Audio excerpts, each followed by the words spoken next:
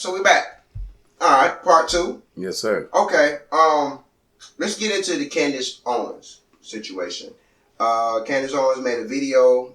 She released it saying that George Floyd shouldn't be, celebrated as a hero in the sense of the strength of he had a criminal record. What do y'all say? What's your thoughts on that? Well, That's not. Go ahead. You sure? Yeah. I actually watched the video of Candace Owens and what she was speaking on. And I watched it because what we fail to do is try to understand other people's perspective on things. On views.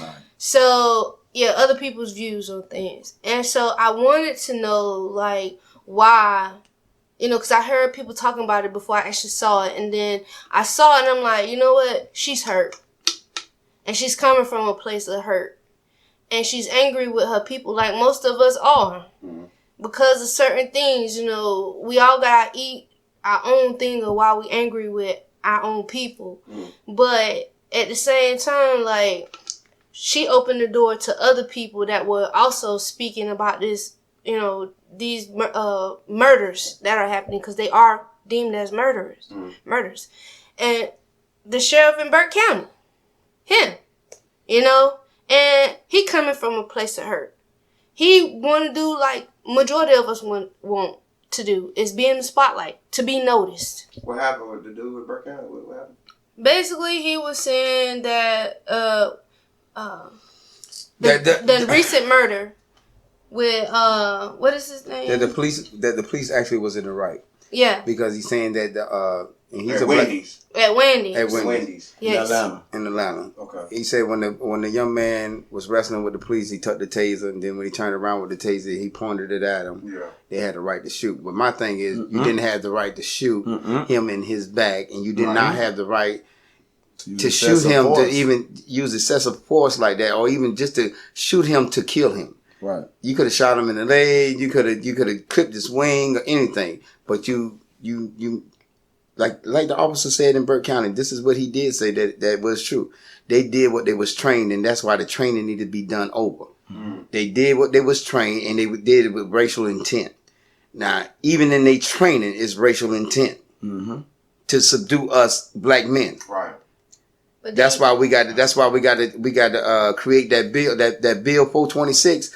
Everybody needed to contact their state legislators to make sure Georgia passed that bill, which is Bill 426, which is a hate crime bill, in which South Carolina and Georgia don't have. And we the most racist. We don't have it? We don't have a hate crime bill. Are you serious? Georgia does not have a hate crime bill. Like the worst the bill is 426, and I want y'all to Google it.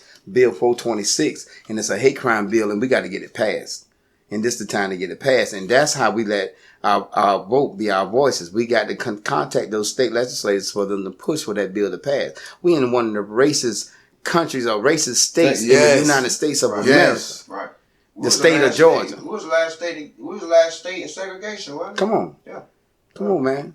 That's crazy. So I'm basically saying that these people are coming from a place of hurt, and we really can't be angry with them because they're dealing with generational hurt. Yeah. And so we just gotta take it with a grain of salt and just basically. Now I'm not saying what she's saying. Their opinions are their opinions, right? Based off emotion. It's off emotions. You don't need that. Yeah, because you got to look at it like this. When you got somebody that's powerful, when you have a platform, like you have an audience, right?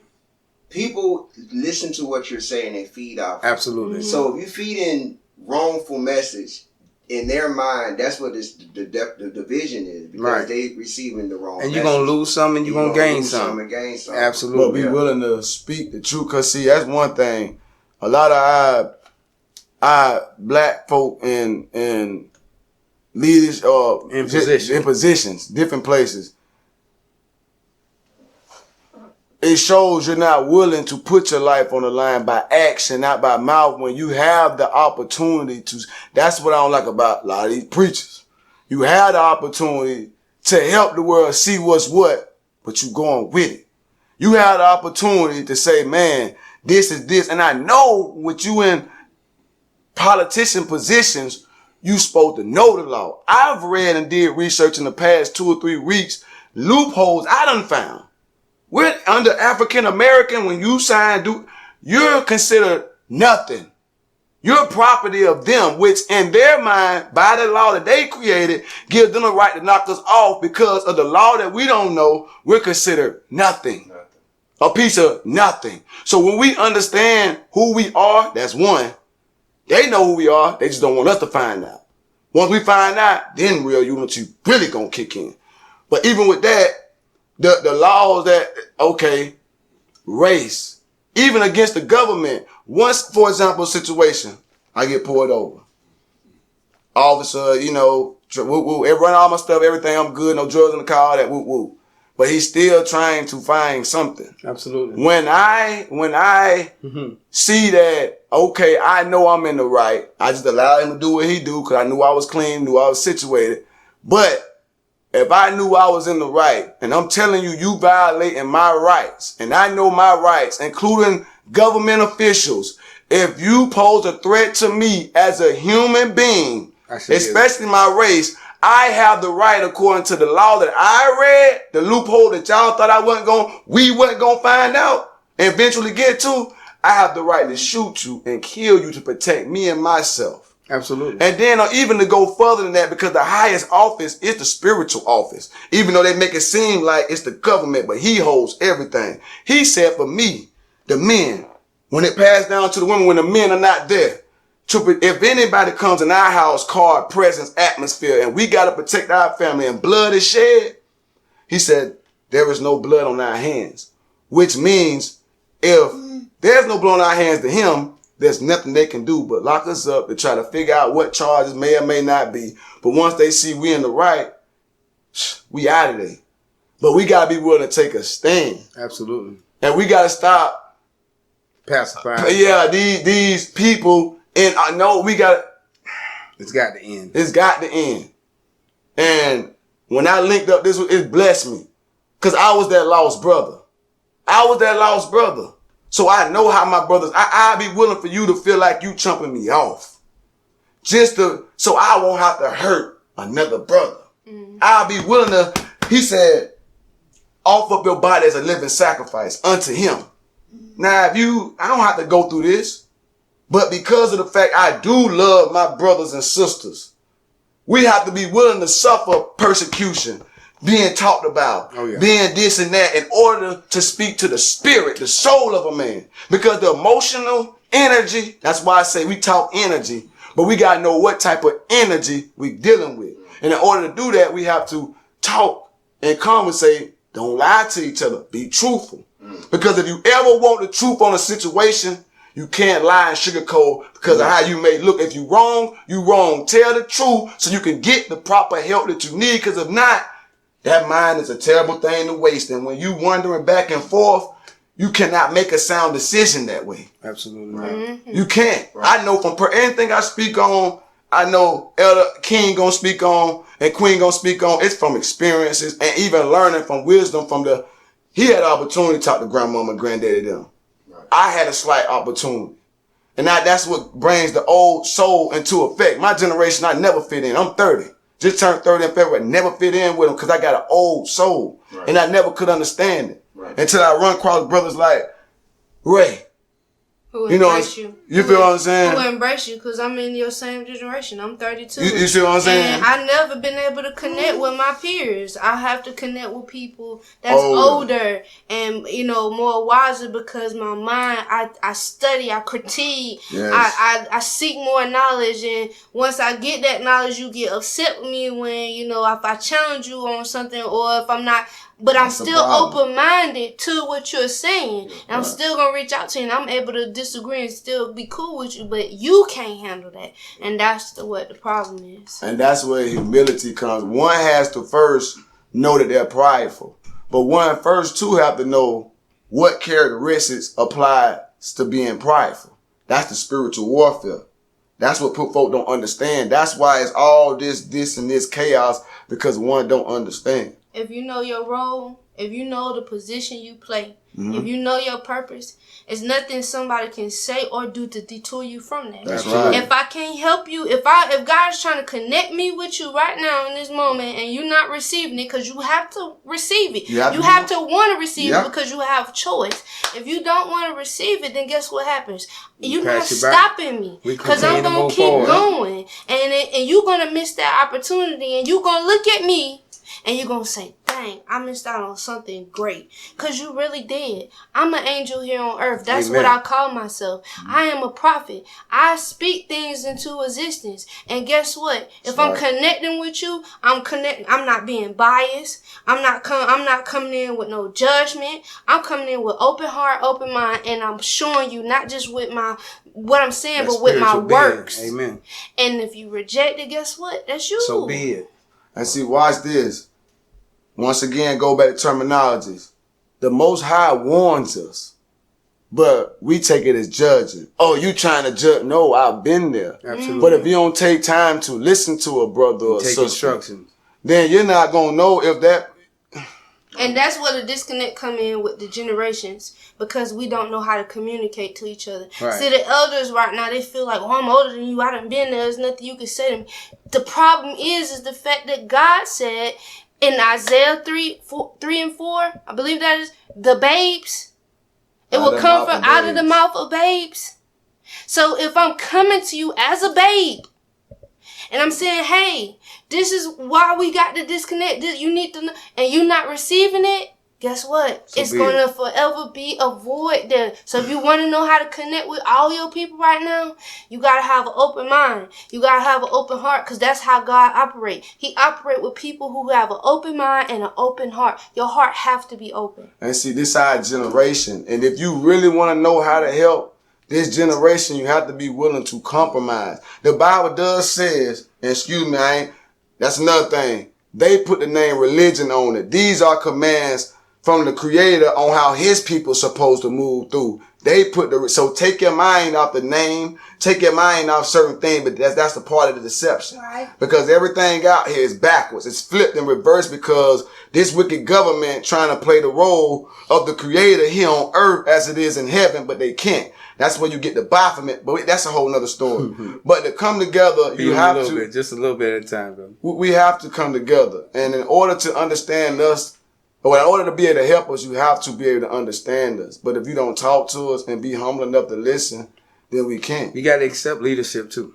Mm-hmm. Even if the leadership is younger than you, you got to accept leadership, because and we got to learn from each other. Even the leader, even me as a leader, I learned from Brother Solomon. I learned from Sister Shanita, and we got to learn from each other. Even though I pose as the leader of this organization, these are leaders too. They're leaders within themselves. So I humble myself just to listen to what they got to say. And it hurts me at the fact that people feel like they got to leave their community to be successful.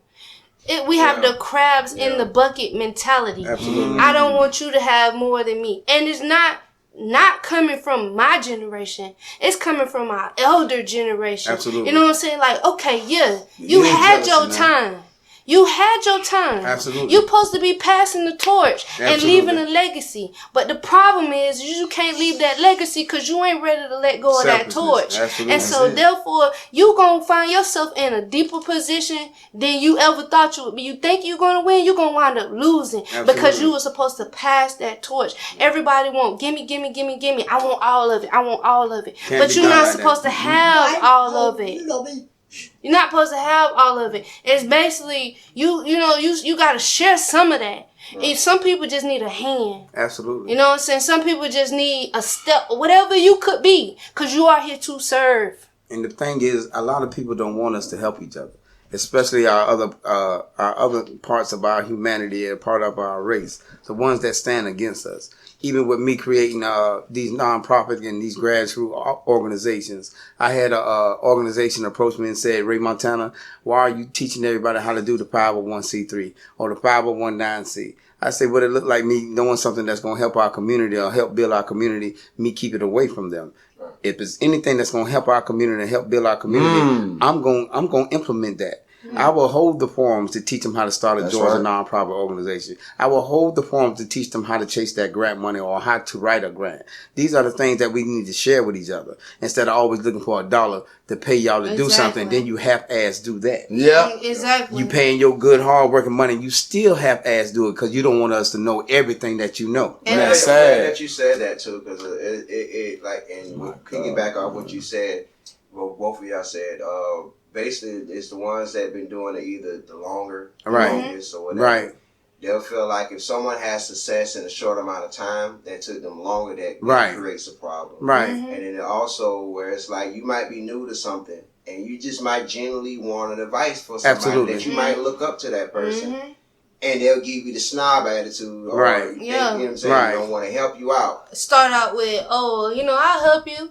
Then when you actually see a person trying to get that little crumb, because you Yeah, give try me to a snatch it crumb, from I'm you. gonna make a whole loaf of bread I'm with it. telling you. But just get that little bit of crumb. You like, oh, nah, it's gonna cost you. Yeah. And then understanding that most of us out here already struggling to make it anyway. Right. We all in the we same need is struggle. a crumb. That's it. But because you said, oh, it's gonna cost you for that crumb, guess what? You just missed out on your blessing. Absolutely. Because you could have put a seed in somebody, and that seed can grow. And if they do make it big, get what? Yeah, They done always put you remember. on. Right. But you done blocked Right. that seed Absolutely. because of your jealousness and your selfishness, and you know that person couldn't afford to be able to get that seed from you. Right. And you could have gave it to them for free because all it costs you is time anyway. But guess what? You blocked it. Right. And it happens with a lot, even with our young generation in the music industry here in Augusta. And we had spoken about this before. Our elder people, the producers and the writers, the promoters and things of that nature, they look at our younger generation damn near as a threat.